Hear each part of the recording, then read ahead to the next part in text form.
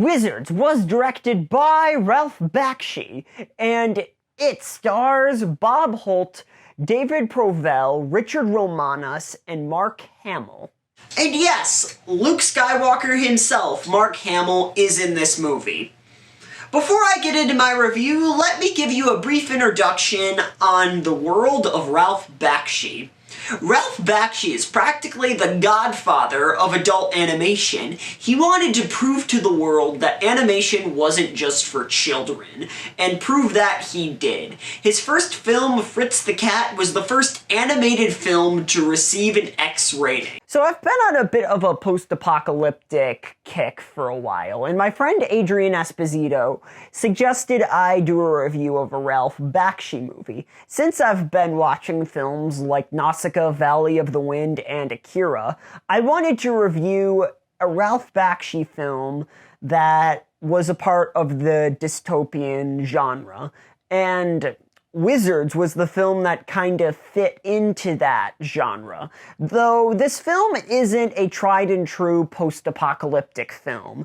It's a genre blend of fantasy and post-apocalyptic. And these two genres gel pretty well, actually. This film is set 1,000 years into the future, or a few thousand years into the future, and humanity has been extinct due to nuclear war.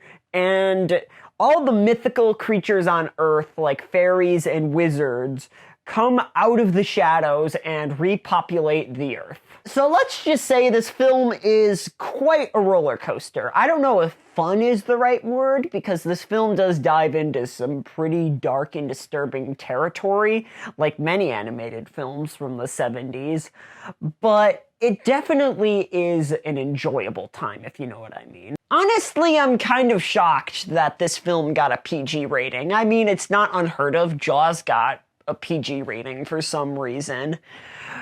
But at the same time, if this film came out today, it would have gotten a PG-13, and that's being generous. So there's this character named Eleanor, and yes, she makes Jessica Rabbit seem modest. And I was actually surprised to see that Nazis played a pretty big part in this film. The swastika is seen throughout this film many times.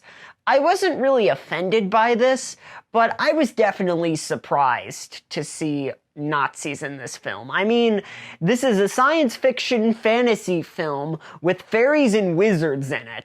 There is no way that a studio would allow a film like this to exist. This film is super ambitious and completely off the walls. This is pretty typical for Ralph Bakshi, though, and there's a reason why Ralph Bakshi doesn't make movies today, and that reason is Cool World, but that's a completely different conversation. Though this film's defining feature is its animation, there's just something special about highly detailed, hand-drawn animation. This film also uses a lot of rotoscoping, though for this film, it really works. So in battle scenes, you would have the foreground be fully animated, and the background be in live action, but that live action would be like a bunch of flashing colors. The final product is definitely weird, but it really works for this film. It really fits with this film's aesthetic. Also, the character designs in this film are just out of this world. For example, our main villain, Black Wolf, his arms are like all bone and like there's no flesh on them, and it's just the bones that are exposed, and his eyes are like a blood red to make him look even more menacing. This film, unfortunately, has a few issues for me, and one of those major issues is its really, really messy tone. In one scene, you have a bunch of bright colors and cutesy fairies, and then in the next scene, you have a bunch of like deep reds and deep blacks with a bunch of Nazis and references to the Holocaust.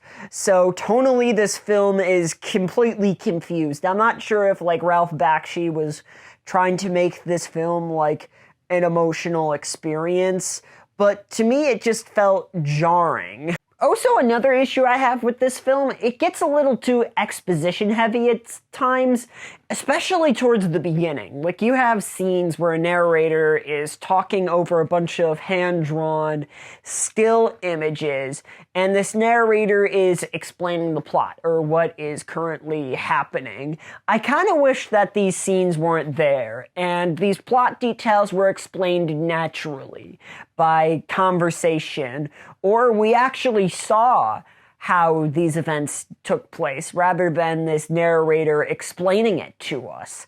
And also the character motivations are pretty weak, especially with the villain Black Wolf. It just kind of says that he was born evil, and there really is no motivation for his madness. It just says that that's how he is. Towards the end of this film, some things just happen, and characters behave out of characters, and there's a lot that kind of occurs, a lot of events that happen that you're just forced to accept. And I don't know, this kind of annoyed me a little bit. The soundtrack, composed by Andrew Bellings, is definitely of its time, but I thought it was very fitting for this film. It really fit with the aesthetics, and I actually quite enjoyed it. Overall, Wizards is a roller coaster of a film. It's not really for everybody, but if you let it take you throughout its twists and turns, you will probably enjoy yourself. Overall, Wizards gets a B. Anyways, I hope you enjoyed my review of Wizards. And if you did, make sure to give this video a like. And if you want more content like this, hit the subscribe button and ring the bell notification so you can be notified every time I upload a new video. And shout out to Alan Moore and pipe cleaners. Thanks for watching.